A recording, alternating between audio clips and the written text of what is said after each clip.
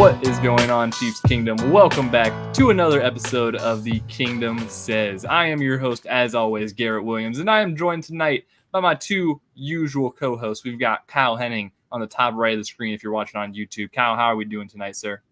Doing all right. Long day today, long week, but doing all right tonight. Getting ready to talk some ball after hockey regular season wrapped up in some sad fashion in some sorts for some folks. Cannot wait. Cannot wait for the Utah hockey team. Yeah. That is a whole nother conversation, which we will not get into. We could, though. On this podcast. One day we will get, if the offseason gets that boring, we might debate Utah hockey team names. But we will not be doing that tonight. Tonight, also, we were joined by Arrowhead Tom on the bottom of the screen. How are we doing tonight, Tom? What's up, guys? I was doing really well till neither of you acknowledged that I got my beard trimmed this week. I thought it looked good, and neither of you have said anything about it. Kind of hurt my feelings a little bit. It does look good. I feel like your beard always looks good. I feel like you keep that thing regularly trimmed. It was a substantial trim, though. It's trimmed. Now that you mentioned it, I do notice it is shorter. I don't know. It feels sir, it is because we haven't recorded in so long that I haven't seen you in a while, and it feels like it feels pretty close to standard. This feels pretty close to standard. A week is a long I'm not gonna lie to you. Yeah, it's been a good week. I got my nose waxed, like the hair, and they pulled it out. That was an experience. I don't like that one bit. That doesn't sound like fun. But I can breathe better than I've done so in like a decade. So I'm officially old. This lady was pulling hair out of my ears and nose, and so I'm ready to talk about the draft or anything else. Yeah. So before we rail this episode before it starts. No, but I will. I admit, Tom, I'm looking at last week's episode right now. It is a pretty substantial trim. I guess it is. It's tough when you know because it's a gradual. You just let that thing go, and it's tough to notice the gradual go of it until you trim it. Because I think right now. That's the ideal. This is the ideal form, I think. I think you've hit the ideal beard shape. Shout out to Hudson Hawk Barbershop. If you're in the Overland Park area, hit them up. Great service, great time. They took care of me. If you work for them, go ahead and send us a message about a sponsorship. We're not sponsored. Is that anywhere near Olathe? Is that anywhere near? We are not. Now no one will ever sponsor us because Garrett. All right, so the NFL draft is literally towns in Kansas. 7 days away. The NFL draft. So listen, guys. Listen, on a more serious note. We will be hearing a name called for the newest edition of the Kansas City Chiefs. And I hope to God it's not Garrett calling it so that it's pronounced correctly. Jesus. I would pronounce it right. Although sometimes it's documented. Those little cards they give them, they have the wrong pronunciations. I hope they take Kingsley Suamatai just so you have to try to announce it. I'm good with Samoan names. I can Tua Tagovailoa. I got that all day. Come on. Okay. We'll go with Samoan names. That's actually fairly decent compared to people that I've heard. Although it's tough though because the AUG it makes an ANG sound or like a UNG sound. So there's a hidden N that you don't see. So you got to be careful of that. But the NFL draft is 1 week away, and it's exciting times. Obviously, this is kind of everything we've been waiting for. We get to see some new members of the Chiefs, see how they fit in. Yeah, it's good times. So last week we did a mock draft. It was a 4-round mock. It was only a 4-round mock draft, right? We did last week. Mm-hmm. So we discussed a lot, right? If you've missed last week's episode, that has a lot of our thoughts on some of these earlier guys in the first couple rounds that we would really like. But we didn't cover everybody, and there's been not a lot more news, Chiefs related or whatnot, but there's always some stuff. I mean phase one. Yeah, Chiefs phase 1 has we got a press conference, and by press conference I mean we got some Zoom calls because nobody is in Kansas City right now. Not even Andy Reid is in town at the moment. Yeah, most people are at Camp Mahomes down in Texas. Mahomes and all the receivers and pass probably catchers. Probably good that it's in Texas, but that's for separate reasons. Yeah, probably. I don't know what those reasons are. Anyways, but no travel restrictions for somebody that might need to be participating. He has been participating. Still in the state. Yeah, turns out he has been participating. Rasheed Rice is down at Camp Mahomes, so as well as doing a bunch of other working out now. He is doing a lot of workouts, posting a lot of stuff on Instagram, so that's good. Good to see him back at it. I didn't mean to cut you off. Who did we take last week? Who did we take, Tom? That's a great question. I know the answer. But for those of you, I asked that because I want to make sure we don't end up taking the same guys. I know, I believe. I know all four in round 1. Yeah, it was Amarius Mims, Devontae Walker, Jalen Wright, and then Brendan Rice. That's right. We went. So I think, and here's the thing. So there's definitely been enough conversation this past week leading up.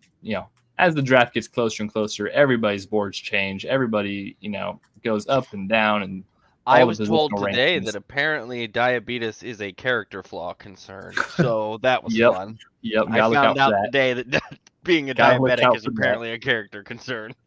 This is crazy. So there's definitely, it's peak smokescreen season in the NFL draft world. So it's hard to believe a lot of what we hear, but we've heard some stuff. We've definitely, some names have been elevated, some names have been linked. There's been more top 30 visits I think the Chiefs have had, which I believe that kind of concluded this week with the top 30 visit thing. Yeah, I think that's pretty much done now. I think and speaking of character concerns, it is worth noting, and this would they brought in all the guys with character concerns. Well, no, this would be a pretty Chiefs move, and it would be an interesting one. So they brought in T'Vondre Sweat from Texas, who had a really bad week. Was it last week or the week before? He got arrested with the DUI, the DWI, the same week that Dane Brugler's The Beast dropped. And some of the quotes in The Beast were about Sweat's concerns in terms of his being a class clown, a partier, that kind of thing. Obviously, not great from a PR standpoint. Getting a DUI right after that's bad? I think he got a day of the release or right after on it. So, you mean that's not good? So it was not ideal for Mr. Sweat. However, he is a very talented football player, very big boy, very, very big boy. And if they wanted a nose tackle, that would be a guy that they could look at. So I'm just, I know we've talked about a lot. So there's two things that they that I've seen that they kind of like to do with their top 30 visits. A lot of times they're looking at guys that they're going to take later, or even some of the undrafted guys. So they spread it out. You think, top 30, they're going to grab these are these guys at the top of the. They're not top of the draft. Top 30. Not necessarily. A lot of times they are guys that they may look at late on day 3, or even undrafted guys. So you kind of look there's a couple of common positions, right? Offensive tackle is very heavy. Defensive line, several of those. Obviously wide receivers, and running backs. They've been doing their homework on running backs. So we'll keep that in mind as we go throughout. Tom, we can quickly point out why they were looking at running back. Can you name to me the starting running backs on this team that have NFL experience, real Isaiah NFL Pacheco, Clyde Edwards-Helaire. That's it. That'll do it. That's it. I do want to point out, and I just saw this, so don't this is kind of wild to me. I'm not trying to slight the print, but he played half of a snap of 2 games. They used a top 30 visit on a Toronto Argonauts player, so that's interesting. Quantez Stiggers. That guy who he never played college football, if I'm not mistaken. Interesting guy. Yeah. Please, somebody throw me a bone. I believe he's a DB. Who cornerback is what he's college. He's in the draft. Yeah, so he played in the CFL, but he's in the draft and he never played college. He's 22 years old. Yeah. So he went. He went to. Okay, so I just pulled up his. You go to an academy. Wikipedia. So tell us the deal. Yeah, so played football in Atlanta. His father passed away in a serious car accident in 2020. Was in a car accident in February, passed away in September. He was a freshman at a college. He entered a significant depression and resulted in him dropping out despite being on a scholarship. That's when he went to the fan-controlled football league. And then that's where he got to the CFL. And then he went to, I'll have to go look at it, see if there's some, he was at the East-West Shrine game. He was their outstanding rookie. So 5 interceptions, 53 tackles, 6'1", 197. I'll have to check him out. Is he projected between the 5th and the 7th round, Tom? He is probably going to be he's a day 3 guy for sure. That screams Brett Veach. Yeah. Very interesting story, for sure.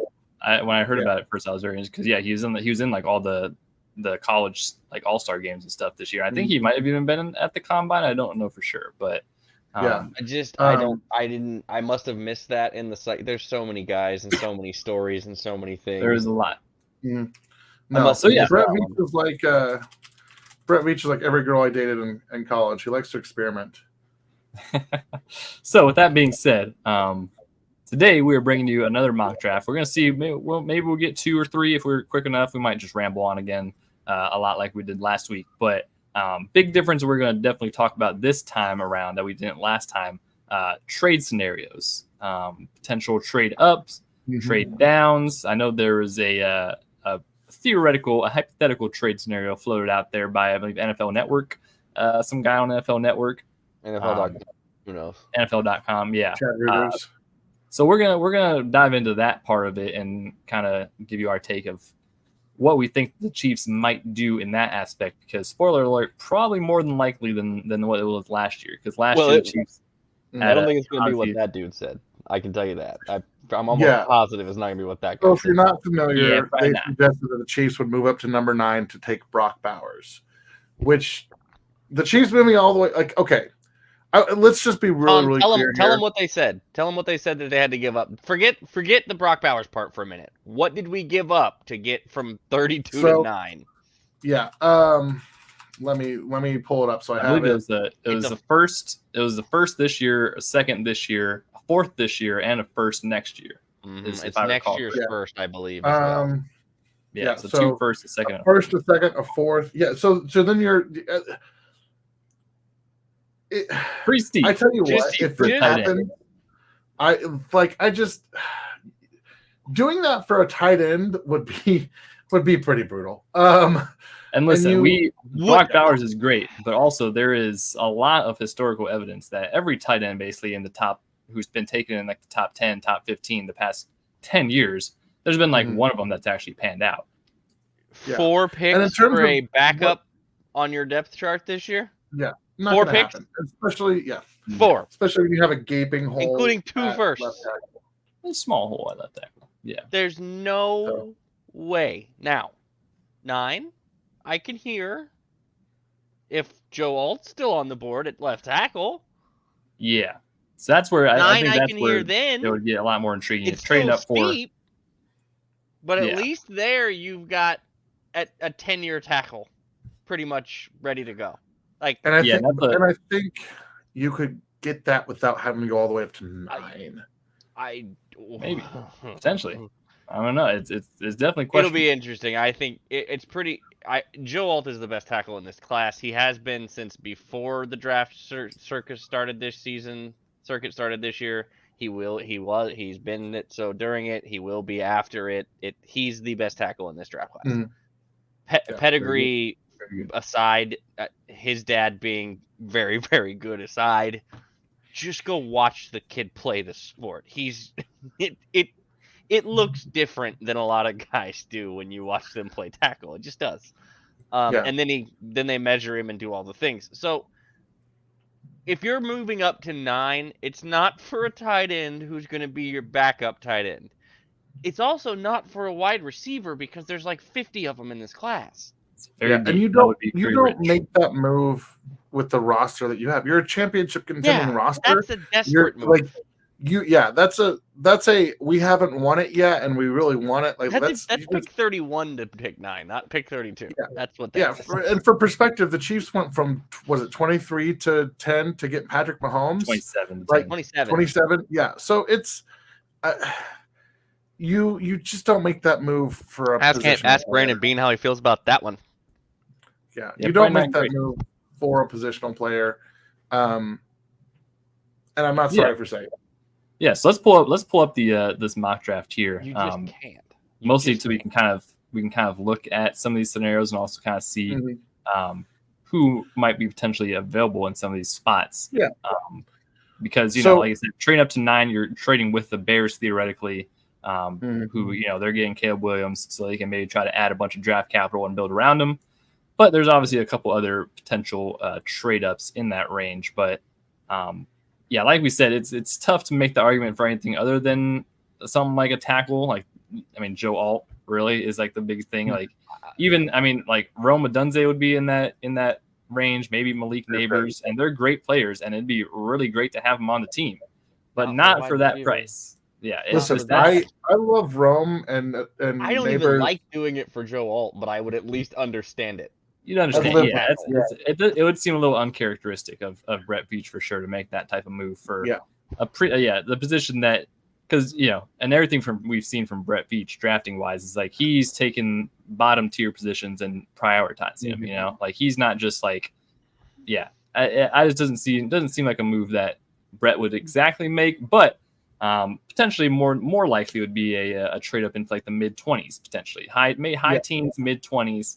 To potentially There's grab some interesting prospect. teams in the middle teens and stuff. So let's just kind of press. Well, hold on. I want to talk about a couple things real quick at the top of the draft, because there's going to be a domino effect here, and one of these things will probably play into the Chiefs' favor. Well, it may play into the Chiefs' favor. So, the Bears, Caleb Williams, Washington, Jaden Daniels. Probably Jaden Daniels. Then we get to the Pats at 3. Okay, now word on the street. Minnesota really wants to get to 3 or 4 to take J.J. McCarthy. Whatever's left. J.J. McCarthy. That is the word on the street. Or it may be Drake May. Some people, whatever. So let's hypothetically stick with me here for a minute, okay? Because the Patriots need a quarterback too, but the Patriots need a lot of other things. Let's say that the Vikings give up 11 and 23 and they go to New England for 3. All right. So New England is moving down. They're going to grab their player at 11, then they're going to be at 23. That's a team, because you look at this group of teams right here. Miami not going to want to help the Chiefs. Eagles not going to want to help the Chiefs. Cowboys need a tackle. The Packers maybe. The Bucks maybe. So I would say that 23 spot, whoever ends up there, that's probably, you're going to try to get them on the phone pretty quick, because you definitely want to be in front of Dallas because they need a tackle. They're going to look at offensive see you line. calling So the Rams at 19. That is the spot for me where if you're making a move up, you're doing it here. And there is some familiarity there if New England does happen to own that pick, because people forget that when the Chiefs traded up 2 years ago for Trent McDuffie, that trade partner was in fact New England that they traded up with. Mm-hmm. So, and that guy will be watching the draft with Pat McAfee. Yeah. Now that'll look a but they got Elliot Wolf still there in the front office. That's going to be a great draft show, by the way. It's going to be dope. Yeah. So I mean, but I think that's a similar, because you look at like the contending teams. So that was. Let's rule out. We'll talk about it. Moving into the top 10, we agree that it's going to be too costly. Right now, probably unlikely. Highly unlikely. Let's look at the teams from 11 to 20. All right. So we know the Vikings are probably bumping up. That's going to be whoever teams that's going to be their pick. They're going to make that pick there. Broncos, not happening. No. They're going to look at a quarterback. Raiders, not happening. The Saints. Maybe they got some holes to fill on the roster. They need cheap players because they have no salary cap space. Yeah, they do, and they're low on picks. So maybe you call New Orleans if you 14 really still might be a little steep. It depends on I still think you're going to tackle there if you're going to 14. So if you gave them the first and second, that's not. And again, this is PFF's trade. It's a 3% chance. So let's say you throw it on a third next year. They'll do that more than likely, but that's still your first and second round pick this year.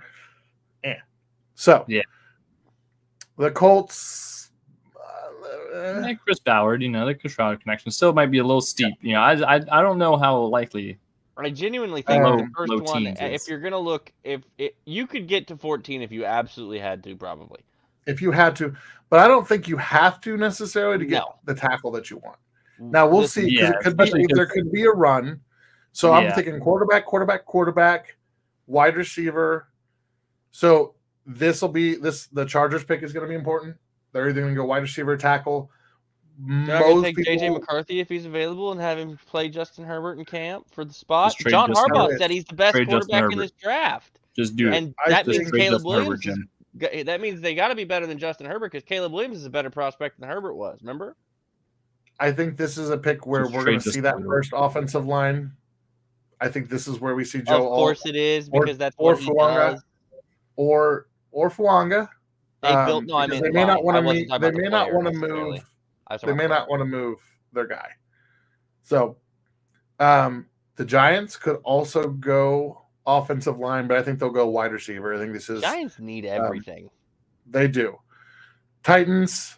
They've loaded up on wide receiver. They're going to go O-line. So that's two of the offensive lines. So let's say Fuanga, those are your two offensive lines. I could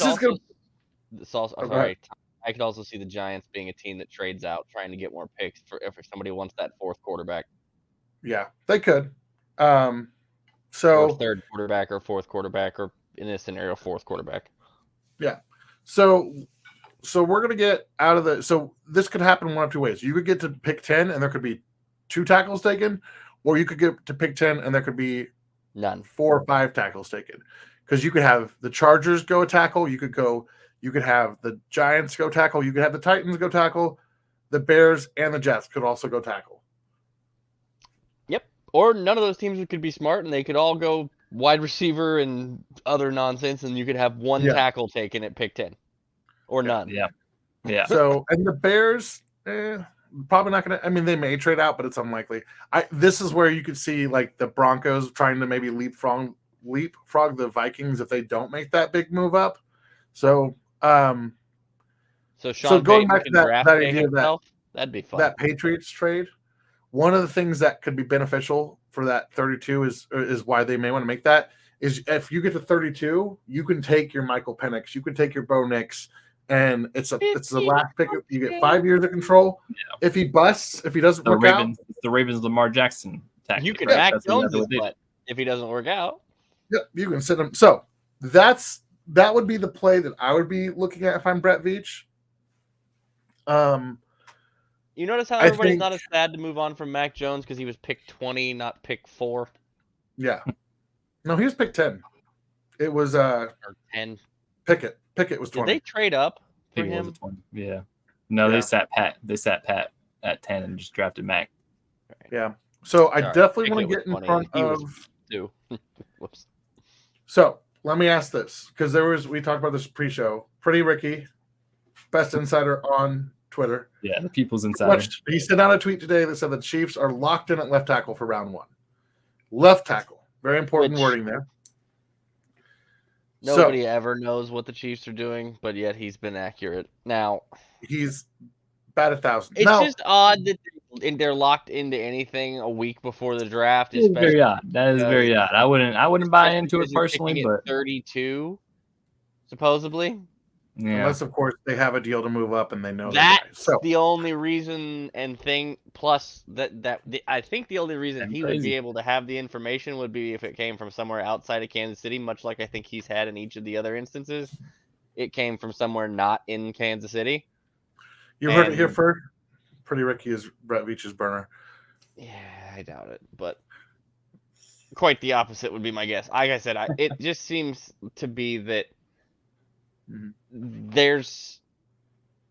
it's way early to be locked into a position when you're drafting at 32. So the only logical locked-in portion being accurate would be if they've already got a trade deal worked out, which also could still change because nothing's official till draft night. So I think there's a good chance they've got a short list of guys that they really like that they believe can be left tackles day one. Probably. And if they don't get him, they're calling Donovan Smith the next day. Yep, probably. Probably. Let me ask you guys this before I hit start, because once I hit start, we're going turbo mode. Unless you guys want to go fast, we can go turbo. So we can maybe do a couple of these. Yeah. So, couple quick things. Do we want to trade up?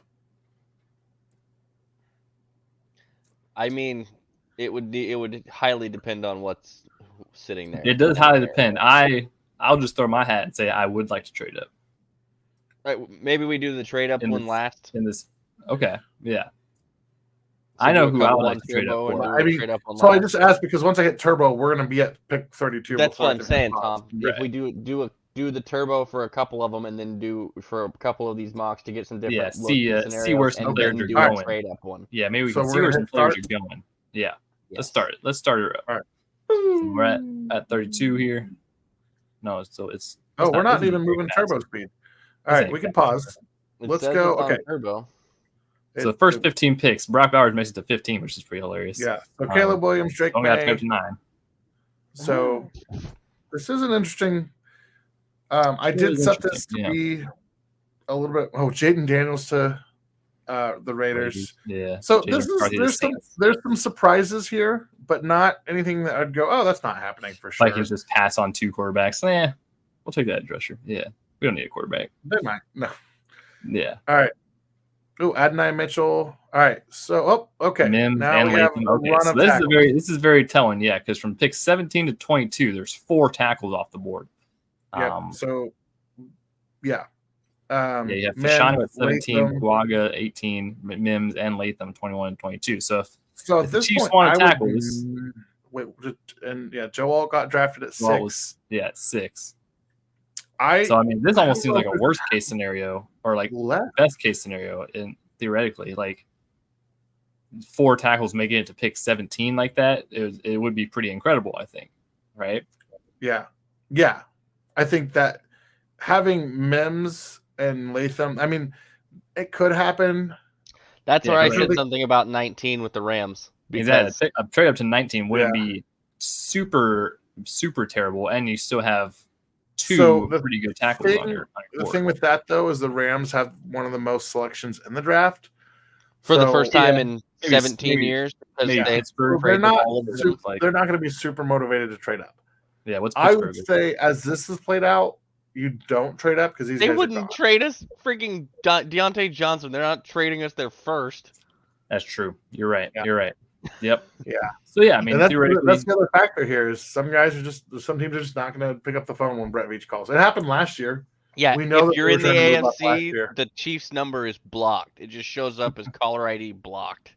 Yeah. So resume the draft. Yeah. Yeah. Go ahead and resume it. Let the wildness happen. Oh, Brian Thomas Jr. No. Oh, ideal. Oh, Tyler ideal Guyton. Situation. We could have really broken. We could have broken our friend Randy and taken Tyler Guyton here. So scroll up for a second, Tom. See who went after that. Yeah. Kind of range. So we have. Byron Murphy went at 23. Brian Thomas at 24. So that's a pick to look at if you want to trade. I would almost move up for Brian Thomas. Yeah, like if we talked about, if you want to move up to 23 and potentially take a receiver, and Brian Thomas is in that range, that's something you might pull the trigger on. Just don't like burning multiple assets on another wide receiver. That's true. That's true. This is very interesting. Brian Thomas goes to 27. So good. Jackson Powers Johnson, Troy Franklin at 29.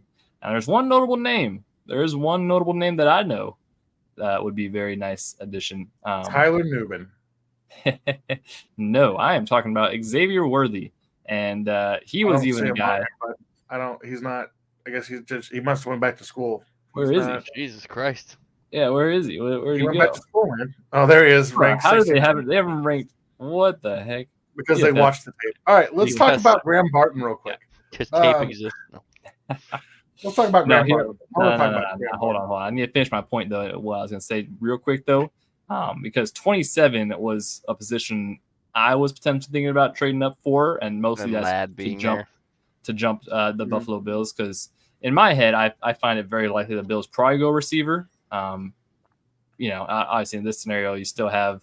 But Garrett, Brandon Bean said they just need a whole bunch of durable guys that do their job. Is AD Mitchell still on the board, or am I tripping? He's gone. He went early. 16. the Seahawks. It feels like a Seahawks pick. Yeah, but 27 would be a range I would try to get to if you wanted to go receiver, because it's not totally like unfeasible, to get up to there, and you're jumping the Bills, who are likely going to choose a receiver anyway, so you can kind of get your pick of it. Regardless of who you're looking for, Ladd McConkey is really good. Troy Franklin wouldn't be a horrible pick. There's still a couple guys. Obviously, my pick would be Xavier Worthy, and I think that, unlike what PFF's thinking, I think he's going to be much hotter ticket in the real world NFL draft. I see him being a first round pick regardless. So trading up above Buffalo and a couple of, like, the Lions choose a receiver too. So theoretically, I think Troy Franklin doesn't, and it's probably Xavier Worthy in that slot. But I would still trade up over both of them. Anyways, well, the Bills put out the worst smokescreen in human history with Bean's press conference, is what I was mocking when I was talking to Garrett briefly earlier, and his speech was like, dude, you're so bad at do you play poker? Because I would love to sit at the table and play cards. Give me all your money. Yeah. Like, okay, so just back traded and cut your entire wide receiver core. You don't think we think you're taking a wide receiver? I think you're going to take. They're going to try to the Chiefs snipe them. Exactly. So back to the. I agree with Garrett. I'll say all that to say I think Garrett has a valid point with 27 or even 26 to take, if you want this sweet spot between 24 and 27 is where you can you're pick. Want to get. If you want a receiver, at least that's probably where you want to get. A whole bunch of NFC teams most likely will answer the phone. But if you still do want tackle, I mean, obviously Tyler Guyton went at 30, and then we still have Graham Barton here available at 32. What about Graham Barton, Tom? All right, so Graham Barton, I would feel so conflicted.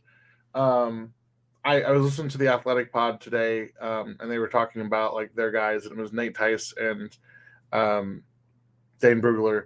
And Tice was talking about Barton, and he has him as his 12th player. Dane has him as his 19th. And Barton is one of those guys, like, they could legitimately play any position on the offensive line.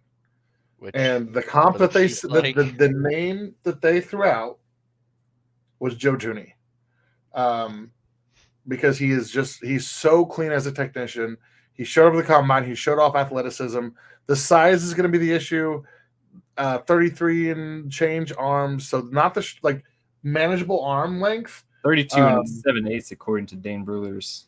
Yeah, so literally an eighth of an inch shorter than what. And it's very interesting too. And it's very interesting too because I was just looking through his draft guide trying to find him.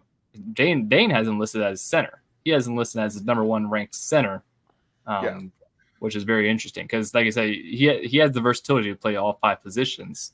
Yeah. Very interesting that Dane considers him a center, and very interesting, especially on the Chiefs' left tackle search, that they might draft a guy like that. Obviously, versatility is great, but I'm not sure. I'm just not sure.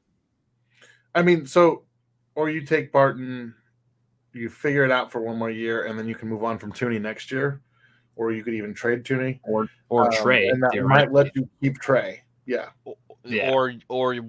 Somebody, one of the guards. Either way, you're probably exactly. So what other tackles are available right here? Barton is an option. Let's pop over the tackles. So Jordan Morgan, the other guy whose arms aren't long enough. Sue Mateo, probably going to be a guard. Kieran, I like, but day two, not a day one starter, and he's going to miss some time with an injury. Built like a tackle, but probably a late day two guy. Smart. He went to Yale. Kingsley Sumatai. Oh, God. Yeah. The Andy Reid. I mean, the BYU Cougar. Listen, I've been talking about this guy since last year. I think I was looking at, I need to go back and look. I think my first mock draft last year. I know, because I rolled my eyes because he goes to BYU. So, of course.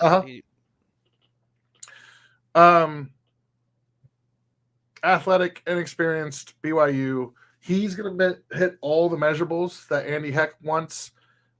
They've had him in for a top 30 visit. If we're going to read the smoke, right? To me, if there's a player they really like that they don't have to move up for, it's Kingsley. Is he a big ball of clay? Essentially, yeah. So he's not a day very one similar starter. to Tyler Guyton in that way, except he knows how to actually. So he's not a day one starter. I think you could start with him day one and make it work. If he's a big ball of clay, how is he a day one starter? Because he's a very big ball of clay. So here's the thing. He is really, really good in the run game. It's weird because he's very athletic. Like his athletic testing was really good, but him moving side to side is just kind of awkward. And he sometimes gets a little over aggressive. These are all things that are coachable, right? They were able to coach Orlando Brown into a functional offensive lineman. I was waiting they for you could to say do it. With I was waiting. I mean, yeah, we do have the offensive line factory over here. We do. I get it, and I understand it. My question is, with it being 32, and we saw it with the running back position for of all places, for Christ's sake. Mm-hmm. If you draft a tackle in the first round, there becomes an expectation of a first round tackle. Whether it's pick 32 or pick 3, it's still so as a big ball of clay, that while it's a very large ball of clay, if you make that ball of clay Orlando Brown Jr. again, everybody's going to be pissed. Yeah. Okay. So theoretically here, so we have a couple options on the board at 32 anyways, and we've talked about trade ups. In this situation, though, trading down probably not a bad idea either. Probably not. There's not really a premium, like really good steal that you're looking at right here, available at 32. So the Cardinals are interested. The Chargers are interested. We're probably not going to help them out. Right. The Eagles are interested. Yeah, it'd be 50. Both your seconds. Nope. Yeah, I don't care for that. That's a big jump down for not a lot of moolah. The Ravens. Yeah, once again, another very big jump. You're gonna have to make a pretty big jump. So I'll just say, yeah, theoretically, and I think if the Chiefs were to trade back, probably not trade back a whole lot. I mean, I don't see them going outside of like the top 40 in a trade back. I don't know your guys' thoughts, but I don't see them. You're probably getting 104, not 90, Tom. I mean, that does close that gap here a little bit. But it also gives you the opportunity to potentially move up in the second if you wanted to. Yeah. Also, by the way, what quarterbacks are still available here? Because that's a theoretical situation. The mock draft simulator might not take into account. Michael Penix. That fifth. Yeah. So you still got two really good quarterbacks here that a team like, I don't know who took a quarterback in this draft or not, but New England theoretically could trade back up into that spot. They took Malik Neighbors. So, and do you want to offer New England a trade? Did Minnesota even take a quarterback yet? 34, 32 for 103. You got to think though. I mean, this mock draft simulator might not exactly give the right numbers, but like if you're trading back in for a quarterback, that's a little bit higher premium than just a normal player, in the real world. So, but they would also. I think that there's a premium here for Graham Barton and Kool-Aid McKinstry, but Graham Barton at 32 would be a little bit of a surprise. So I mean, a team like them or like Minnesota could maybe still trade back in if they hadn't. I don't think they selected a quarterback still. Or I wouldn't hate to trade down. I get it. Yeah, I also understand just going ahead and handling the tackle position if you think that guy is capable. I also, if he fits and does the Andy Reid's thing where it's all 5 positions, I also could see them very easily, like we said, look at taking a wide receiver, taking a skill position player there, and waiting on the tackle till round 2. So I think if you wait on a tackle, you're punting for next year. You're going to bring back Donovan Smith, and you're just going to say, "Hey, we're going to string it together." Next year.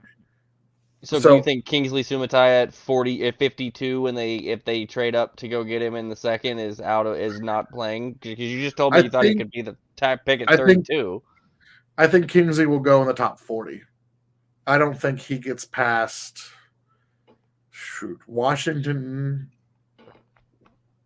Arizona. There's some teams in the mid. Yeah. So and another thing you got to think about with trading and stuff like this, like if the Chiefs are really in love with the prospect, they're not going to trade back and hope that they're still there at 40. So it's you really if they're really prioritizing tackle and they don't see them lasting very long, they probably just take a tackle at 32. But if they're prioritizing more like a wide receiver, you can still trade back to like in 38 to 40 range, and you're still getting a plethora of guys that you can really build on. And then maybe you take that extra capital, trade back up in the second, and try to take a tackle or something, you know. And for the record, I would flip Kingsley and Morgan here. I wouldn't have Morgan as a tackle, but I have Kingsley rated a lot higher. Yeah, I am higher than some of these rankings. You know, not it's an interesting discussion because Graham is probably the better player, like the higher floor player and the better overall player. Like he could legitimately be an all-pro guard for the next 10 years. But that doesn't help you next year, right? And the ceiling on Kingsley is extremely high because of the it's equally high. I'm trying to think of who is I'm blanking on my comparison for Kingsley. Panay Sewell. No. Just trying to name Polynesians. I don't know. Yeah. I'll come back to it, but Kingsley was the guy at 32. Not surprising. I think, yeah. Yeah, so you know, in this theoretical to advance this a little long, or advance this further, you know, maybe we just take a tackle here at 32. Blake Fisher it is. All right, so do we go Graham Barton or do we go Kingsley? Kyle, what do you think? I really genuinely, I'm. So what is Veach more likely to do? Take the position that he needs, or the best player that he has on his board? Yeah, I mean, best player always sounds nice, you know. So I might just roll the dice. It's tough in this scenario because the kid that you're talking about plays 5 spots, and that's what your offensive line coach likes too. Yeah, I might roll the dice with Graham Barton. I wouldn't fight you on it at all because here's the other thing: worst case scenario, Graham Barton, you test him out at left tackle for a year, you get by, or you move it, you get your best 5 on the field, right? And then next year he can play inside. So I'm down. Graham Barton, objections? I'm down. I'm down. Also, I know with the small caveat of real life, I would still choose Xavier Worthy, but I know I'm going to get vetoed on that. So Graham Barton, it is. Yes, you are. All right. Yeah, he's just. I'm going to draft him, and then somebody's either going to take him. Xavier Worthy is either going like top 20 because the team is insane and thinks they're just going to grab the speed, or he's going in like at the end of the second, maybe in the 3rd round. Yeah. All right. No, Graham Barton, come on. Let's not take crazy pills here. Come on. All right, real quick. Do we talk about moving back up for that wide receiver spot? I'm just pausing it here to talk about it. Xavier we Worthy, saw a lot of receivers left on the draft. Rounder. All right, so let's. I'm gonna let it keep rolling. Yeah, let's see what the run is on receivers and whatnot. There's Keon Coleman. There's Polk. There's Jalen Polk. Yeah, that's been a very fan favorite. Polk went 42. We talk Roman Wilson. Oh, I mean, come on, PFF. What are we doing? Roman Wilson over Xavier Worthy. Rum's a dude. So there's Sumatai going at 50 or 49. 49. They got some funny burning in PFF. To get rid of Orlando Brown Jr. What do you know? Hey, what do you know? All right, so we're going slow here. They got something funny burning at PFF. I don't know what, but it's almost 54. Like I just said, he may not go in the 2nd or 3rd. This is not real life, Kyle. This is not real life. PFF is not real life. Oh, trust me, we talk about PFF enough that I don't love PFF, but bro, the Packers just chose Bo Nix. This is not real life, Kyle. Come on. Yeah, that's bad. That's a weird pick. This is not real life. That's a bad pick. All right, Christian Haynes goes. Malachi Corley just went over him. I mean, come on. What are we talking about? Malachi Corley is a better wide receiver. What are we talking about? You stared me in the face and said Malachi Corley is better than Xavier Worthy. Malachi Corley is a better wide receiver than Xavier Worthy. You're tripping. You're just tripping. I hate to break it. Where's he at? He's not even. Did he get picked? No, hold on. No, he's still right there. He's at the top. He's like 4 down. Right there. Yeah. All right, so, buddy, we talked about this. Marshawn Nealand is good. That kid is so also good. Probably gonna be top 15. He's probably not gonna be there. That's part. They were talking about him as a guy who could sneak into the 1st round. Yeah. So there's some good D-line depth here. Yeah. I'd be okay with any 3 of these guys. I do like D-line depth. I said on the last episode that D-line, specifically D tackle, was my number 1 priority going into this. So I would love all of those 3 options actually. Well, maybe Dorless and Nealon more. Dorless and Nealon more than Dorless is a name that I've liked. I liked him a lot when I've watched far too much Pac-12 football this year, for silly reasons. But he was enjoyable to watch. I don't. The Clemson kid, if I'm not mistaken, he wore 94 at Clemson, didn't he? Think so. He's huge. Yeah, he's a monster. From Nigeria. Wow. I would prefer Dorless. I'll put it that way. So real quick, Gary, can you pronounce that name for me? Me? No, Gary. Rook or Horo. Rook. Horo. Rook or Horo. Aurora. Stop it. See, you guys are bad. Some of those African names are tough. I said I was good with Polynesian names. African names are tough. I will admit. Scout is upset. He's barking at him. Yeah, I'll say Rook is Dane Bruler's number 4 ranked defensive tackle. I like Rook more. Above Braden Fisk and Brandon Dorless, by the way, who are 7 and 8, which is very interesting. All 3 of these guys kind of have that tweener build, inside outside. It'd be Marshawn Nealon if he was actually on the board, if it was up to me. But I thought we were kind of ruling him out. Well, and did we take him last? No, we didn't take him last week. We talked about him. We talked about him last week. So I'm down for Nealon. I mean, this like I said, Nealon's probably more of a trade up candidate. You maybe trade up to like the mid 50s, early 50s to try to get up to him. But I believe he does fit a lot of what Spags would absolutely love. Max Melton, another name. Yeah, we talked about him pre-show, I think, last week. They just don't draft corners that early unless your name is Trent McDuffie and you're in the first round. Yeah, I still don't see it as glaring of a need at corner. Very good. I do like Max. I just don't know that you're going. And I believe a Pacheco teammate for a year. I think so. I mean, probably, yeah. I would probably. I just don't think you have to. Maybe 2. I don't think you have to completely overreact to the loss of Snead by. And I think you can. And I think the trenches matters more, as you proved by paying Chris Jones what you paid him and letting L'Jarius Snead be traded. So. All right. So, Nealon or Dorless? Oh, if Nealon's there, it's gonna be Nealon. Yeah.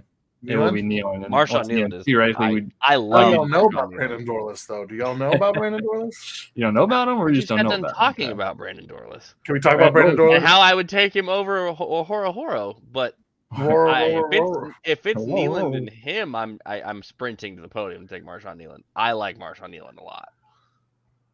I know, and hey, Mike Dana, Western Michigan, right? But I mean, just on a theoretical, Dorless would be more likely to be here at 64. Yeah.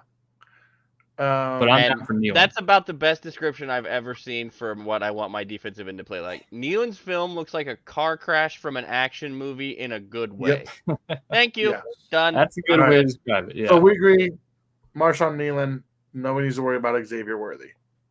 I mean, in this crazy world, theoretical that PFF is completely wrong in. We're going Nealon. We've got several more draft picks. Highly unrealistic. Highly. Still hasn't gone yet. Javon Baker. 73. Highly unrealistic. I'm so sorry. Highly unrealistic. He's going 50 picks above that. So what are we doing here? All right. So now we're in an awkward spot because that's interesting. There's not a lot of wide receivers left. What do you mean? Malik Washington's right there. What do you mean, Malik Washington? Listen, I will not tolerate Malik Washington slander on this podcast. He's 5'8", $190. He's a running back. Bro, you complain about Xavier Worthy being small. Come on. But bro's a toddler. He's 5'8". Come on. He's actually that's toddler size by like 10 pounds. I was 5'8" when I was like 13.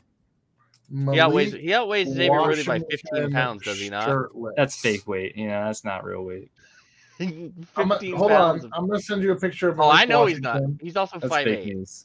Are you going to try and tell me? Are you going to try and sell me on late round? Tana, do you have a shirtless workout? Because I'm all the way out on then. If you show me a shirtless workout of Malik Washington, I'm all the way out. You were right. He is built like a running back. Yes, because he's 5'8", 195. Bro is absolutely muscle. All right. He's just a thumb that catches footballs. I don't know about that. What other wide receivers are available? But look at these. I mean, look. He's a football player. Good football player. That's all I'm saying. What other wide receivers are available? All right, other wide receivers. Because that's the biggest priority still. And boy, oh boy, does it look tough. I mean, boy, oh boy, does it look tough. We can't really do the one that we probably would do because we've already taken him. I think we should scroll up real quick and see what other wide receivers went in the third. I see Jermaine Burton went a pick before us. Yeah. Jalen McMillan went at 87, about 8 picks above us. Devontae Walker at 84. Johnny Wilson at 79. Worthy should be 10. Baker. Yeah, so I mean, if you're wanting a wide receiver, a decent one, it seems like you need at least top 75, top 70. Yeah, I think that's fair. If you want a guy who's going to contribute day one, so I don't like small receivers. I don't like this pick at all. Honestly, I hate this pick. Like Malik Washington. Maybe not here, but I do like him. Can we look at the corner position that we were looking at earlier? Sure. Ben Sinnott is still there. Ben Sinnott is the guy I want to talk about. All right. I hate that corner position. Yeah, corner is bare bones too. See, the more I look at this, the more I think it's unlikely that the Chiefs even have this pick. I think they trade it up or trade down with it, use it as fuel, or use it as as ammunition to trade up somewhere. I think you're outside of the sweet spot of this draft at this pick. Yeah, it definitely seems like at this point in time, you're not getting a whole lot of day one guys. Yeah. This is an important part of this conversation with this draft, especially. There is this draft is more top heavy than other classes have been, because a lot of kids went back to school. NIL money did that. So, not to say there's not value here, right? Michael Hall Jr., interesting guy, good player, not bad. Mahogany would be interesting if we didn't take. If we didn't take, we did just take Barton. Barton. Mahogany did have a visit with the Chiefs. I'm fine with Ben that. Sinnott would be my guy. I would be very fine with that as well. With that. I like, and he's young, dude. He fits. He's a young. It's very tough in this theoretical to not have a receiver. I would buy a Ben Sinnott jersey the day they dropped. It will only benefit him to learn from Travis. He's a K-State kid. He's got skills. They know how to. You're not a wide receiver, but he's a weapon. Yeah, you could. He played a lot of fullback at K-State. I mean, he lined up all over there. Maybe not the best blocker, but you could definitely. I wouldn't be so sure about that. I think Andy will probably bring a fullback back after what happened with 7 wide receivers last year. Maybe, probably. Ben Sinnott's pick right here. Yeah. Are we saying we pull the Brett Veach experiment with Ben Sinnott? All right, let's go. With the caveat that, once again, very unlikely. I think that no wide receiver in the first 3 picks. That's just kind of how this specific draft fell for us without any trading. Because we talked about trades, we didn't actually do any trades. So, and it's tough. It's tough to make those trades, and we also don't know what's happening behind these closed doors. Like, you have to remember, these teams are these conversations start. Have already happened. Shoot. I do want to point out Tavondre Sweat went in the 4th round, which I think is about where he'll go. Yeah. Again, we talked about him. Chiefs had him in for an interview. Also, if you want to talk about a jump, another chance to torment the Bills, I would love to do that to them. Yeah, jump up with the Packers. So jump up with the Packers right there. Have gone offensive tackle, defensive end, D-line. We just grabbed a tight end. What else does this team need? Let's look at the cornerback room. Wide receiver still is a need. I mean, it is still a need. Wide receiver still is a need. I'll tell you right now, I prefer one of those corners over a lot of the other ones that are in there. That's by Cam Hart's a dog. A little bit older. A long way. Would be a good, I know that the Mizzou fans won't like that, but it's Cam Hart over Chris Abrams. Kyle's guy, Luke McCaffrey, is still available.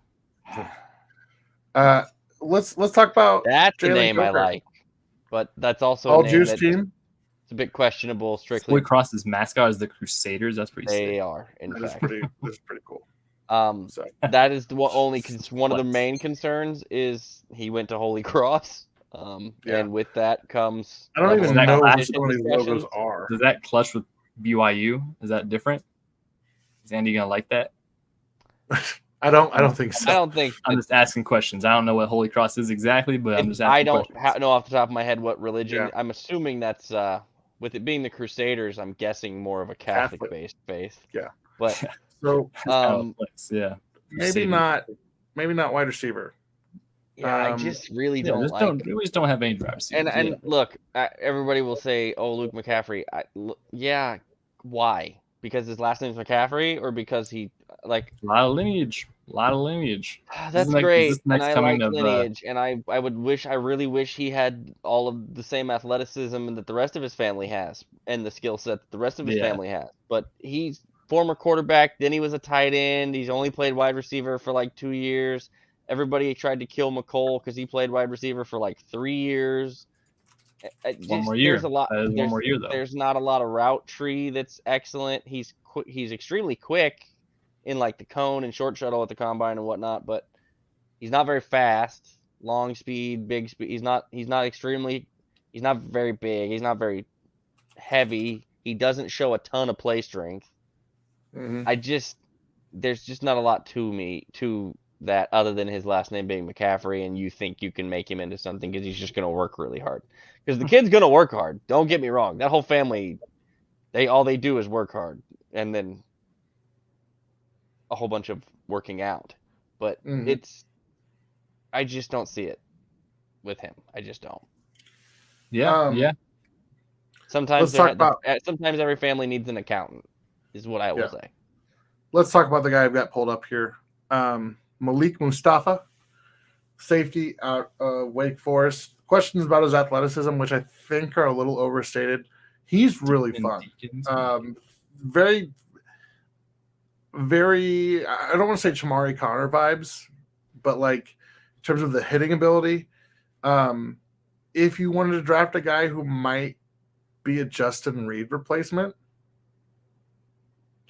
or somebody that could be mentored by Justin Reed, Malik makes some sense to me. This is also to say, looking at the board, there's not really a lot of reason to get super greedy and hold on to these 3rd and 4th round picks even this year. Exactly, which makes a trade up all the more likely. It really seems like, if you need a package of 3rd and 4th and do like a swap where you're grabbing a 5th or 6th, like some of the talent level here, like you're not a huge drop off if you're skipping a round or two. So talking themselves into that trade. Dwayne Carter, big defensive tackle that I'm a big fan of. Really I would fun. say we probably cruise through a couple of these last pick here, kind of just get some guys in, and then we can maybe run one more mock draft here before we get out of here. Any objections to Mustafa? Do it. Yeah, do it. You got it. Take the reins on the rest of these rounds. You want? Okay, all right. Oh, that's we did a full 7-rounder, that's a lot of picks that we still have. So this has been a pretty catastrophic draft class for the Chiefs. Yeah, wouldn't be ideal, but there's the board has not been favorable. Again, we haven't been able to move up and down. I'm gonna make this easy and take Cam Hart here. Yeah, I did that earlier in the draft. I figured he'd still be there. When that's why I didn't really say anything when you asked about Mustafa, is because I fully expected Cam Hart to still be sitting there about there. Yeah, because like you look around the rest of those corners and it's just like, the Chiefs had Anthony Gold in for a visit, didn't they? They did. I was going to look at him. I'm checking real quick. There's Isaac Garendo, who is the running back who did really cool, crazy things. Jordan Whittington. Did he? Oh yeah, no, never mind. He's the older guy. We could do. That is a name that they brought in. Yeah, Gold connection wise makes more sense. Let's go with Gold. Right. He'd be that's the annual. Andy Reid was not Brett Tobe. Dave Tobe pick. That should be your special team guy, returner. Fun gadget guy. And let's see, do we still have another pick? Yeah, we got one more pick. One more pick. Yep. Cruising along. Last pick, we're going with a punter to replace Tommy Town. Available. I'd be down. Joe Milton. Give us a new quarterback. Milton. Yeah. Listen, I would take Joe Milton. I like Joe Mixon a lot. I ain't gonna lie. There's your QB sneak guy, 6'5", 235. Why you just pay Carson Wentz? Yeah, Randy won't like it because Carson Wentz is probably gonna be out of a job. But wait, hold on. Where's Spencer at? Spencer. Dang it! He's long on. Sorry, Randy. We'll get him next time. Maybe we'll have to take him the first. Randy. Yeah. We've talked about Cedric Johnson before. I think they probably look more in the running back department at this point. Oh yeah, it's nice about running back. Tom, you love running backs. Who we got? Running backs. I do love running backs. Frank Gore Jr. Yeah. Frank Gore Jr. Yeah. Kendall Milton, was he the guy? Did he get hurt or is he just real slow? What was his deal? He was supposed to be a big deal at some point. So, and he's a bigger back. Phoebes likes him big. Yeah, Frank Gore Jr. I mean, Frank Gore Jr. You know whose dad is? Spoiler alert. I don't know. Who's the dad of Frank Gore Jr.? Frank Gore Sr. turns out. All right. We'll take Frank Gore Jr. Work ethic. You already know these guys. Has something positive to. I have something. We got to run this back one more time. Another quick one before we get out. Do you guys want to keep this one or do you want me to hop over to the other mock draft simulator? Oh no, it's fine. Just roll it again. Yeah, we can stay on this one, and we'll just adjust accordingly to how things have kind of gone. Crazy how Turbo didn't go turbo. Yeah, it's probably because Tom was messing with it all before. So you know what? I didn't. All right, look. Now it's set to turbo. 7 rounds. These are the default settings. Yeah. Do we want to tweak anything? Nope. All right, we're going. No, it's fine. Looks fine. Yeah. All right, trade up. Yes or no? Do we want to try to get to that 23 spot, or I'd be interested in proposing a trade to 24. See what it takes, and then we can see who's available at 24 for some funsies. Yeah, just for some funsies. Do they need picks? Hold on, real quick. Or 23. Yeah, that works too. I think 23 is a spot like we talked about. I've also seen. I've seen be the Vikings. Yeah, well, I've also seen talks that the Vikings could try to trade up without even using that second first. It's been done before, I think. If you just package next year's first and a couple other things. So let's do this. Let's say, hey, Vikings, we'll give you 32 and 95. You give us back a pick, 177. Pretty solid. We'll see if they'll take it. I think that's solid value to move up. What? Yeah, 11 spots. No, 9 spots. Your math's bad, but all right. They said no to that. What if you give us? And what if we throw in like a future 221? Oh yeah, 221. Yeah. I'm down with that. Yeah, or even look, they did it. All right. So thank you, Minnesota. Chiefs jump up 223, and of course all the tackles are gone. Of course, yes. That is the range. Seems like if you want to tackle, you got to get top 20, probably. I mean, literally right there in front of us. Marius Mims right there. Yep. Did they move up? No, they didn't. That is not. No. Even Tyler Guyton is gone. Tackles went a lot earlier this time for sure. Because this is what I think. Yeah. Joe Alt at 5. Williams, Drake May, Jaden Daniels. Hold on. The top of this draft went directly in order, I think, of 1, 2, 3, 4, 5. Yep. McCarthy 6. Yeah. And then immediately, so 8 Fashanu, and then it gets a little, and then it waits, and then it goes on a run right after 14? Right here, yeah. So that 15, maybe they do got to get to that 14 spot. So that's true. Yeah. So even though we went ahead and traded up, it did put us in position. Go ahead and click on that wide receiver tab for a second, because I have a feeling, since we've already made the deal, let's have this conversation, because there's been a lot of talk about Adonai Mitchell, or Adonai, whichever way you want to pronounce it. A.D. Mitchell for short is what they call him a lot as well. Yeah. I think if you move there, and that's where the board fell, and you moved there. Oh, Tom, the only other guy there I think that is kind of a scheme fit there is Jerjon Newton from Illinois. Johnny Newton would be great. I would love Johnny Newton. But I just don't know about trading up for a defensive lineman. Yeah. Newton is a name. A.D. Mitchell this is where I say we might have a different. Some things might look a little bit different. I don't think Latu's here, and that unless he's not going above. He's not going below Chop Robinson. I mean, what are we doing here? And unless it's purely medical, and if he's fallen this far because I of didn't medical, even see he was probably because I thought he was. Yeah. I thought. So I'm gonna pretend we're gonna pretend Latu and Chop Robinson's flip places here because I just don't think that that's realistic. There's a lot of smoke around Adonai Mitchell right now. There's a lot of smoke. I think a lot of teams like him. I think there's always a little bit of truth in these things, and what it is what you want to create just enough doubt. Now I will say I would still take Adonai Mitchell. I think you have a strong enough locker room.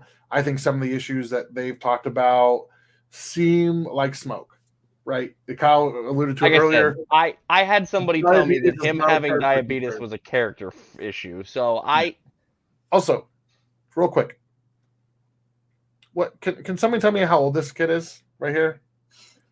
21.4. Yeah. You know how many well-rounded, completely mature 21-year-olds all of us were?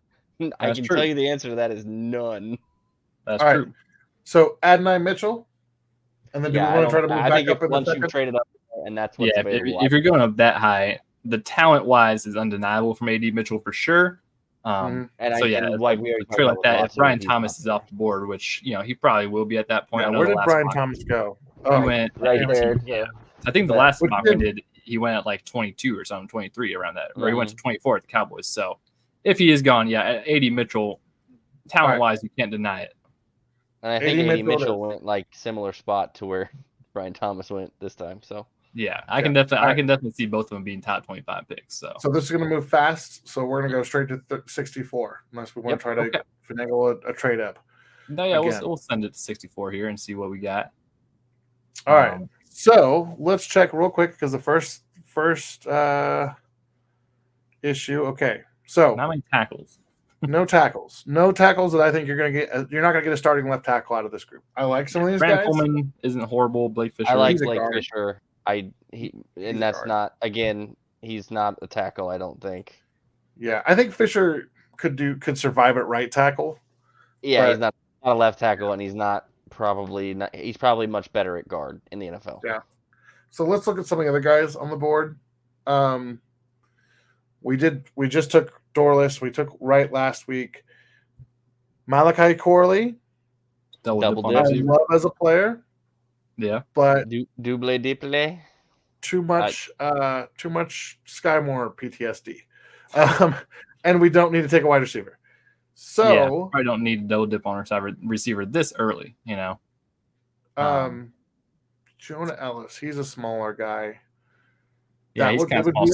Scroll up back in the draft picks real quick just to see a theoretical trade up because Chris Jenkins went 2 picks before. Marshawn Nealon went right there. So that would have been a decent. Once again, we talked about trading Fisk around that range. So we talked about trading up into the 50 range to get one of these end of the top 50 guys. I actually am surprised to see. I think Fisk may go higher than that. I don't. I think so too. Yeah, I think Fisk is probably a top 50 pick. But so it's really the more we do these drafts, it really does seem like the top 55, 60 is where you're getting starters day one. Outside of that, it does start to get a little thin, I feel like. So I would present Chris Braswell as an option. I know defensive end isn't the biggest need. Fine at Bama. He's fine. He was, but he was also buried behind Will Anderson for a while. And I know Will Anderson's an alien, but also Flash, please. Please, Flash. Yeah. It's a very loaded edge rushing room, I think. You have that defense is loaded. Last year. You just re-signed Mike Dana for 3 years. You have Charles Omenihu coming back. So I don't know. That might be a little steep for an edge rusher. I'd probably still lean defensive tackle in this situation. Either Dorless or Horror. No interest in the linebacker, Junior Colson or. Can't say I'm interested in the linebacker because they're going to pay Nick Bolton $29 million and have Seth Kaiser have a heart attack. So, all right. So Rook, just to change things up. Ruko. That's fine.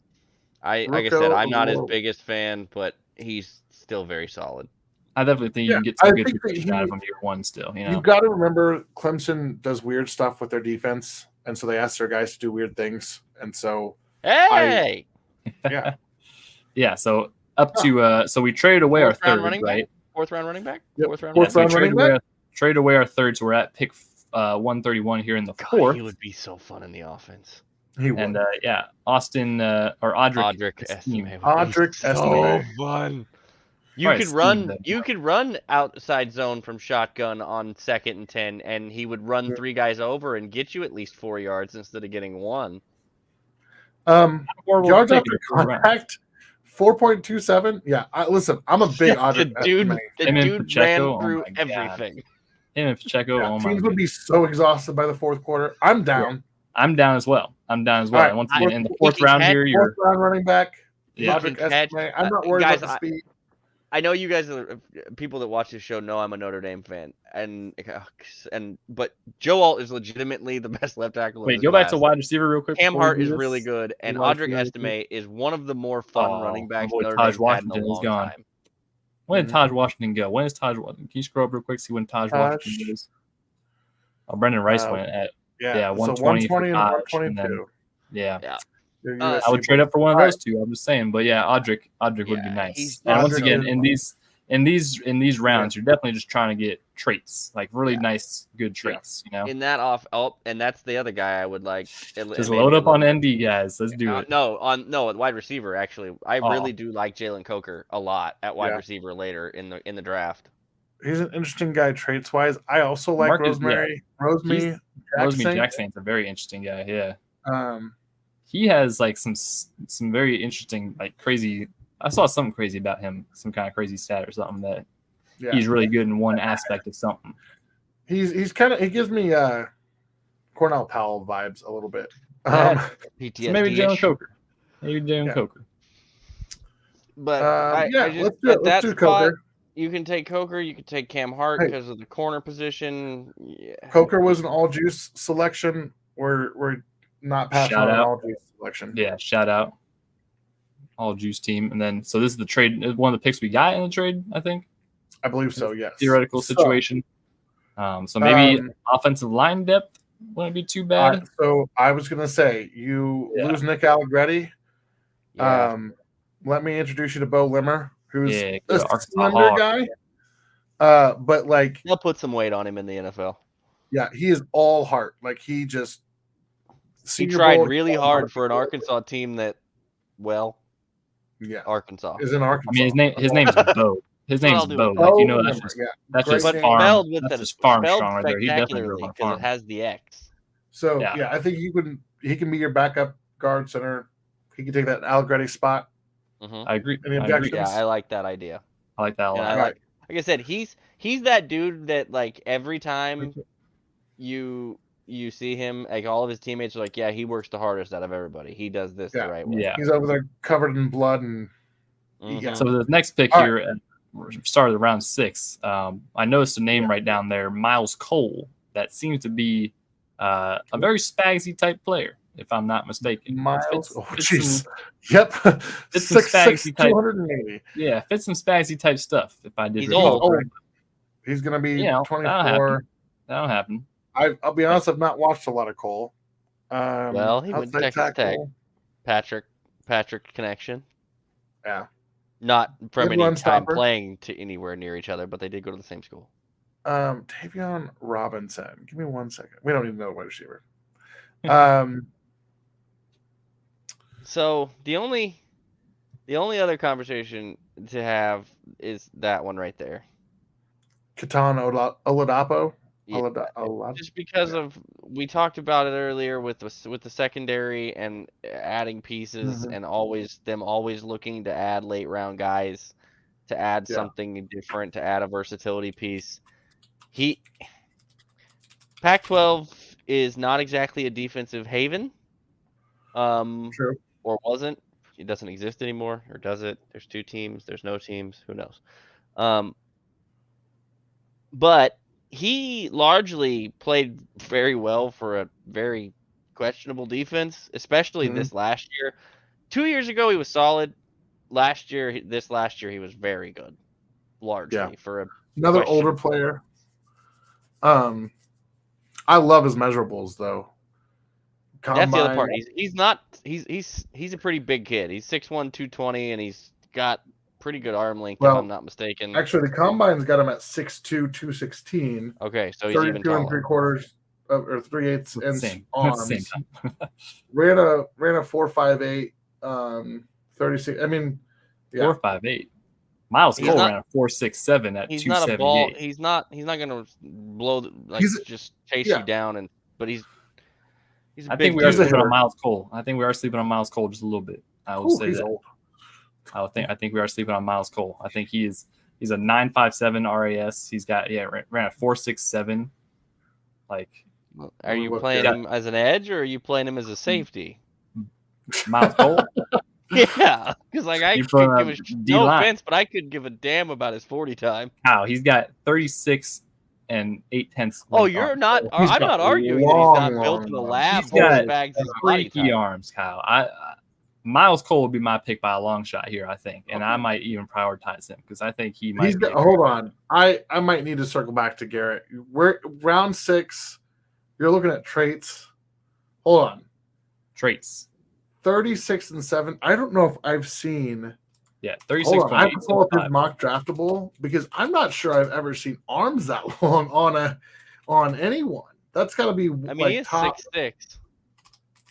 I know, but that's got to be 36 and 7/8. Looking at Dane Bruller's draft guide, he literally has every other edge rusher cleared by at least 3 inches of arm length. Like, that's not even a joke either. Oh, there's a couple guys who have 34-inch arms. He has 36 and 7/8. Yeah, he's almost like 37-inch arms. Let me look here real quick. That's not a typo, huh?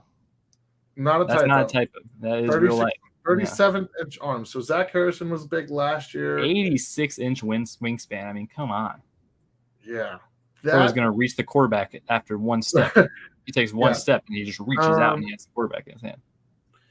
Hold on. Let me look this up because I'm curious. For reference. Orlando Brown, pretty big guy. He's a big guy. 35-inch arms.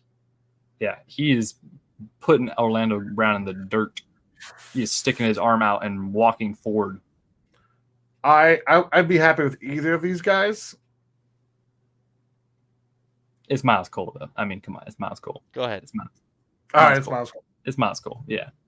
Now we got to go back and watch them. I need you to watch some tape of him, Tom. I haven't watched the tape. I've just seen the measurables, and that's crazy. So, yeah, that's right. We'll have to do it all. We'll do it together.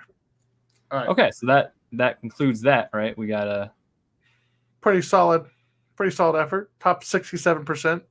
According to I like it a lot. I like that draft a lot better than the first one, personally. But I do too. That first draft was painful. We're going to be on the phone with Donovan Smith by the time round 1 in. They're going to get to Adonai Mitch, and then they're going to be like, Donovan, we need you. Yeah. Donovan Smith actually might just walk out and announce the pick. Maybe they just have him walk out and announce the pick. Yep. He signed says, with the Kansas City Chiefs. By the way, I just re-signed with the Chiefs. Anyways, the pick number 23 overall is. Yeah. So yeah. Yeah. That's a good way to wrap this. I think that was a very nice little exercise, a couple mocks that we did there. So yeah, that's a good way to look at how this draft might go for the Chiefs. And obviously, there's just still smokescreen season, still going to be a lot of question marks going in. Really, nobody knows who anybody's taking at this point. However the draft board falls, if someone falls in the Chiefs' range and they want to make that move, they'll probably. I mean, we know Brett Veach is aggressive. We know that he is not afraid to take some swings and go up and get a guy that he really loves. So it's going to be. Once again, I think it's going to be a very interesting draft for the Chiefs. So yeah, I'm excited. 1 week away. April 25th is round 1, night 1, and then all the way to the 27th. So should be good. Final thoughts and feelings about coming up to the draft here. Don't lose your Super Bowl ring in Chile. Yeah, don't want to do that. Jason Kelsey, you better good work, find Jason. Somewhere. Good work. Yeah, it's gonna be tough. I'm gonna make some chili for the draft. Not a bad idea. Not bad. I don't really again, like chili. just don't stick any of your Super Bowl replica rings in it, or irregular rings, or anything like that. Just fun. So fact. with that, we will conclude this episode. Thank you all so much for tuning in and following along with us on this one. We will have one more episode before the draft.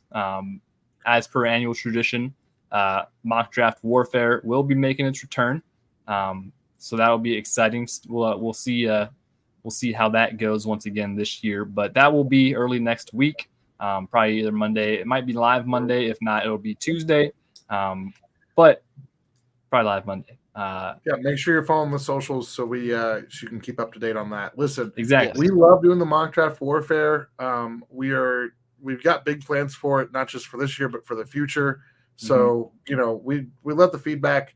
I know it helps us be a little bit more competitive, and again, working on different scenarios.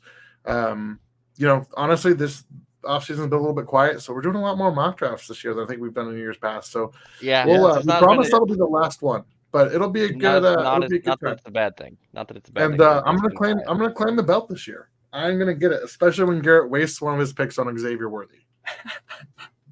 It's happening. I mean, it's happening. I just hope you guys know that it's happening. So, with that being said, thank you all for tuning in. Once again, follow us on social medias at Kingdom Says Pod on Facebook, Twitter, and Instagram. Or you might call it X, Twitter X. I always forget that part. Twitter. Be sure to follow us on YouTube at Kingdom Says Pod on there. Check us out on Spotify. Check us out on Apple Music and wherever you get your podcasts at. And we will see you guys in the next episode of the Kingdom Says.